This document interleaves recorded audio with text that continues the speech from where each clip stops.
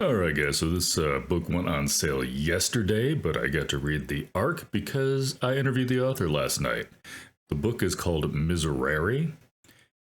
Chapter 1 has got to be possibly one of the best fantasy intro chapters I've ever read. That chapter alone had me locked in for the rest of the book. It is not 100% perfect, but the drawbacks are very, very minor. The only drawbacks I had to this book is chapter 2, which is where it threw me a curveball, because that you find out that this fantasy place called World is actually semi-adjacent, separated by the veil, that is only can be seen at certain times, from regular old-fashioned Earth. And don't get me wrong, I don't mind a mixed, fantasy, urban fantasy type thing. After all, Dresden Files takes place on Earth, and there's also the land of the Fae. But it was a curveball. I wasn't expecting it, so it threw me off a little bit. But again, chapter 2, other than a couple of flashbacks to people's past who'd also crossed over, we're not on Earth again, so not a big problem there. And the other issue I had is that the ending felt just a little bit rushed. But it did wrap everything up nice and neat, so that if you love a standalone book, this definitely stands as a standalone. But if you want to see more in the series, and I believe when I was talking to author Teresa Frohock last night, she mentioned that the fact that she might be revisiting this for a second book. No promises. Behave yourselves. But that there is that possibility. There are more characters. There is more story to tell. But that's that's the only issue I had with it. The rest of the book, like I said, great story. It's got one of my favorite, well, I don't know if I want to say tropes, but it's got one of my favorite storylines where there's, religious background. You know me, I love monks, clerics, paladins, all that stuff. So this one does have that religious background, and their faith also does give them powers. But it's not a straight, normal a religious background. It's not just Christian, it's not just Jewish, it's not just Islamic, it's not just Hindu. There's these places called bastions, and all of the religions all have leaders called seraphs. And basically they all work together because not only does the veil separate them from Earth, but the veil and world, O-E-R-L-D, world.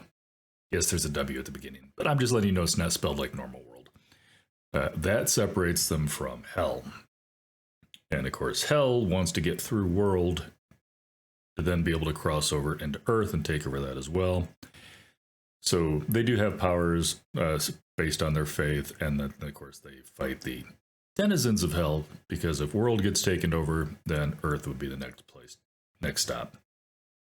Anyhow, gist of the story is, spoiler free, most of the first after 2 chapters, you're going to know everything I'm about to tell you. Lucian and his twin sister Catherine are living together basically against his will, because of the fact that he has been kicked out of the order that he was in. He was part of the Citadel. He was an elder, a judge, and yeah, he did some stuff for the love of his sister to try to save her and help her, and she's doing everything for the love of power, and she has basically made a deal with the devil, so to speak. Yeah, it's all downhill from there. He finally has had enough. He has escaped. That's chapter 1. This is not a big spoiler, and he's just done with her. Of course, she's not having that because she needs him to open up the gates that she promised that would be open. Assuming that he was going to go along for the ride because he's always done everything she's asked of him, and it's just been too far. This time he has hurt people. You'll get into that in the book. I'm not going to give that away because that person also is going to come into play. And he's regretting everything he's done for her, and he's finally come to the realization that she is not who she was when they were growing up, and he blames himself for protecting her from everything. He's got the ability to heal hurts, and not just physical, but also mental. And so she has always basically felt like she's gotten her way because anytime anything bad happens to her, he takes that pain away from her, and she's never had to deal with any repercussions. So he knows that everything that has happened is his fault, and he felt like he's not only failed those around him, but he's failed her by letting her get to this point. And she just knows that she keeps giving things away to the demons, and they keep giving her more power, and power is all that she cares about by this time. So that's how it starts, and then just to throw a little extra curveball at him in life, chapter 2 is where we get the next set of young people that gets pulled into world from Earth, and one of them is basically, they call them foundlings, but basically becomes his ward. And now he's got not just himself to watch out for. And everything from there is like I said, this is a great fantasy novel. I loved it. I love the world that she built. No pun intended. That's literally what she called it. I love the way that the religious orders are set up, and the fact that they're all pretty much working together. It's not the sniping you see back and forth here on Earth. So it's a little bit of, that part of it may be a little bit of a utopia, but the fact that, you know, the hell gates and the demons and all that other stuff running around, it's not a perfect utopia. Not at all.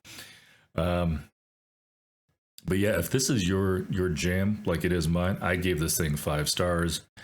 Absolutely loved it. Would love to see if she does a book 2 on that. She does have a few other books that I'm probably going to check out as well. You know, if you missed the interview last night, go check it out. Also, I'll have a link down below so you can go ahead and pick up this book. There is no audiobook for this one, unfortunately, but it just got redone. I think the original book came out in 2011. Don't quote me on this. This is a completely revised edition where she's gone back to some of the issues that some people had with her original book, some character tweaks, a couple little changes to the story. I don't know what the original one looked like, but I do love this one, and I think it's worth picking up. And I will catch you guys later.